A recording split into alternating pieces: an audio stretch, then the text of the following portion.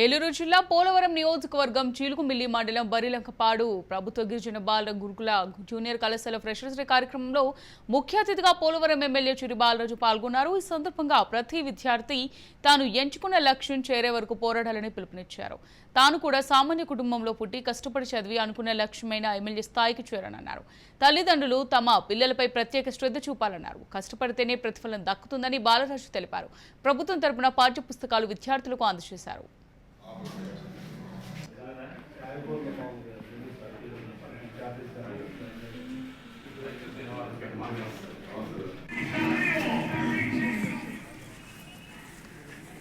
రెడ్డిని సార్ చాలా ఎక్సలెంట్ పిల్లడు, చాలా బాగా చదువుతాడు. మనం తప్పు చెప్పాలి సార్.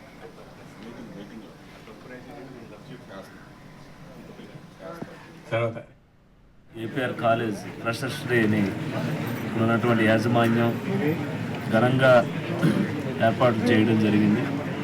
ఈరోజు నన్ను ముఖ్య అతిథిగా, అలాగే కరటం సాయి గారు, గడ్డమల్లి రవికుమార్ గారు, అలాగే మండలాధ్యక్షులు ప్రతి ఒక్కరిని కూడా ఆహ్వానించారు. అలాగే ఈరోజు విద్యార్థులకి ఇంటర్మీడియట్ నుంచి వీళ్ళు తొలిమెట్టు ఇది. ఎందుకంటే ఇప్పుడు ఏదైతే మీరు నిర్ణయించినటువంటి గోల్ ఉందో దాన్ని ఖచ్చితంగా రీచ్ అవ్వాలంటే ఈ ఇంటర్మీడియట్లోనే చదవాలి. అలాగే తల్లిదండ్రులకు కూడా సలహాలు సూచనలు చెప్పడం జరిగింది.